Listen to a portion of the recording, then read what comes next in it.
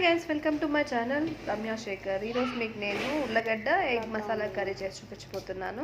ముందుగా హీట్ చేసి పెట్టుకున్న ఒక బాండీలో ఒక 3 టేబుల్ స్పూన్ ఆయిల్ వేసి మీడియం సైజ్ ఆనియన్ని ఆయిల్లోకి యాడ్ చేశాను. యాడ్ చేసిన తర్వాత గరెడతో దాన్ని మంచిగా కలబెట్టుకున్న తర్వాత ఇక్కడ 2 రెమ్మలు కరివేపాకు అయితే యాడ్ చేసుకున్నాను. యాడ్ చేసిన తర్వాత దాన్ని కూడా మంచిగా కావాలంటే 2 టమాటోస్ యాడ్ చేసుకోవచ్చు. నేనైతే 1 మీడియం సైజ్ టమాటో యాడ్ చేశాను. యాడ్ చేసి ఈ మసాలాలోకి మొత్తం మంచిగా మిక్స్ చేశాను. చూడండి, ఆల్మోస్ట్ ఆల్ మిక్స్ అయిపోయింది. ఇక్కడ కొంచెం మసాలా వాటర్ని పోయింది. ఇక్కడ 1 టేబుల్ స్పూన్ ఆఫ్ పసుపు అయితే యాడ్ చేశాను.